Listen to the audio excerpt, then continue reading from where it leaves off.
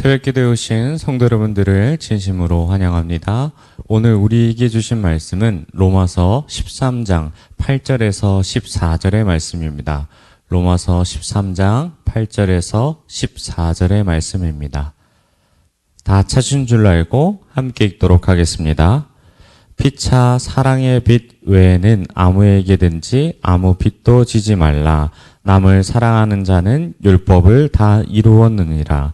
간음하지 말라, 살인하지 말라, 도둑질하지 말라, 탐내지 말라 한 것과 그 외에 다른 계명이 있을지라도 내 이웃을 내 자신과 같이 사랑하라 하신 그 말씀 가운데 다 들었느니라.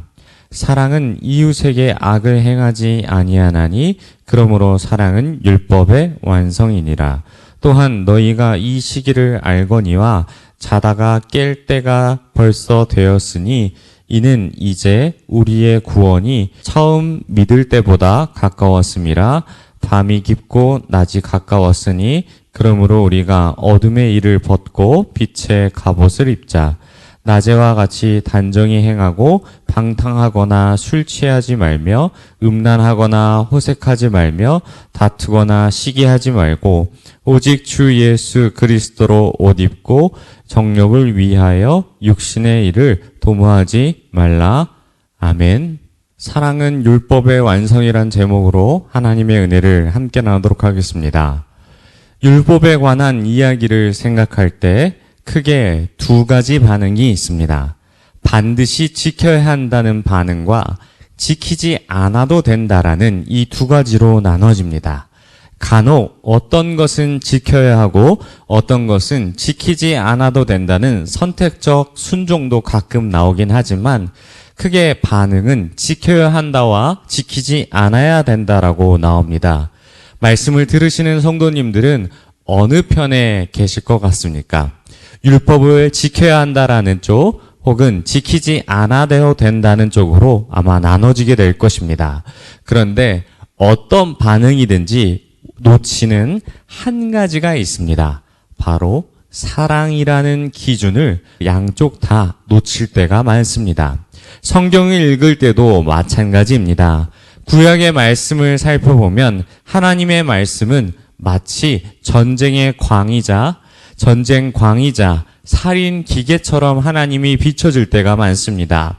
인자와 자비가 많다고 하지만 수많은 사람들을 몰아세우고 자기 뜻대로 죽이시는 모습을 기록된 부분을 보면 하나님이 정말 사랑의 하나님인지 이것을 착각하게 됩니다. 또 신약을 보다 보면 율법이나 질서는 없고 예수님께서 다 이루셨기 때문에 우리는 모두 자유한 것이라고 이야기하는 사람들이 많습니다. 그런데 신약이든 구약이든 이 말씀을 사랑의 기준으로 살펴보았을 때 우리는 비로소 하나님의 마음과 하나님의 뜻이 어디 있는지를 바라보게 됩니다. 하나님께서 우리를 사랑하사 독생자를 주신 이유와 그 모든 과정이 말씀에 기록되어 있기 때문에 아버지의 사랑을 통해 바라볼 때 우리는 비로소 율법을 제대로 보게 됩니다. 본문의 8절을 보면 바울은 사랑의 빚 이외에 아무에게든지 아무 빚도 지지 말라고 명령합니다. 그 이유는 남을 사랑하는 자는 율법을 다 이루었기 때문이라 말합니다. 남을 사랑하는 것이 어떻게 율법을 다 이루었는지 그 이유를 9절에서 설명하기 시작합니다. 먼저 10계명에 대한 부분을 하나씩 말하며 간음과 살인, 도둑질, 탐심의 모든 내용이 내 이웃을 내 몸처럼 사랑하라 라는 말씀에 다 담겨 있기 때문에 사랑은 이웃에게 악을 행하지 않기 때문에 율법의 완성이 사랑이라 말합니다. 그렇다면 우리에게 예수님이 이루신 일로 인하여서 율법이 필요 없느냐라는 질문에 바울은 8장에서 신자가 성령을 통해 단순히 지키는 것이 아니라 주신 의미를 이해해야 된다라는 것을 말하는 것이죠. 그래서 예수님의 십자가의 죽으심과 부활하심으로 말미암아 우리는 옛 언약이 아니라 새 언약의 백성이 되었습니다. 막혔던 담이 예수님으로 인해 뚫리자 단번에 하나님과의 관계가 회복하는 길이 열리게 된 것이죠. 그런데 그것은 여기서 끝나는 것이 아니라 새로운 길을 통과하기 위해서는 예수님이 반드시 필요한데, 이 율법은 그분의 뜻을 계시하는 역할을 합니다.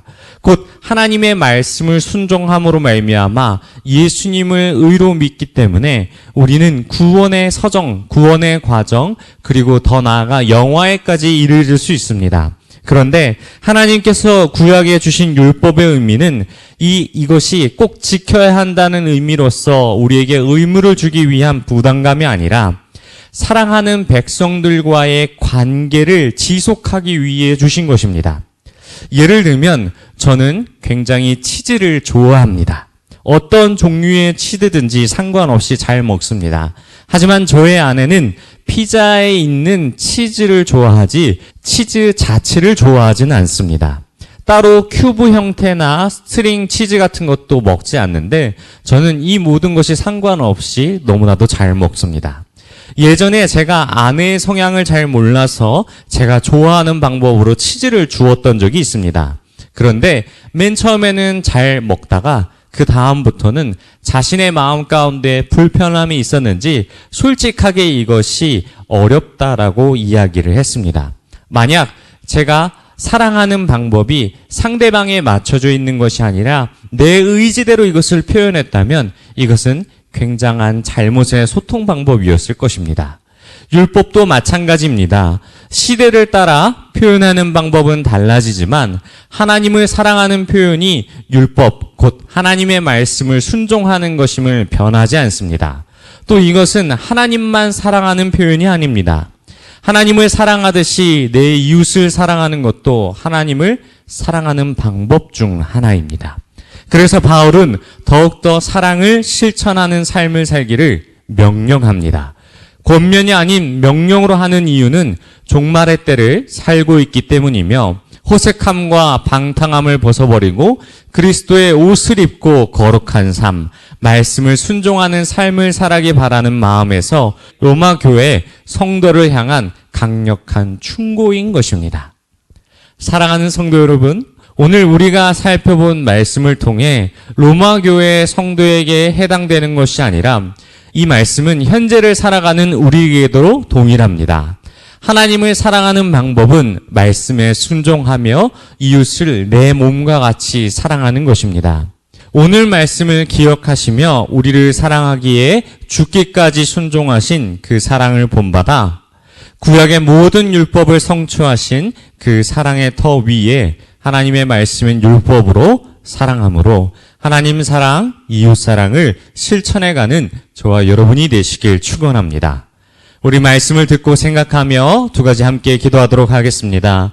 먼저 우리가 말씀을 듣고 오해하고 해석하였다면 사랑으로 율법을 완성하는 우리가 되게 해달라고 기도하시고, 듣고도 행하지 않는 마음이 우리 가운데 있다면 이 시간 행하는 믿음을 허락해달라고 우리 함께 주여 외치시고 각자 기도하다 돌아가도록 하겠습니다. 우리 주님 찾겠습니다. 주여.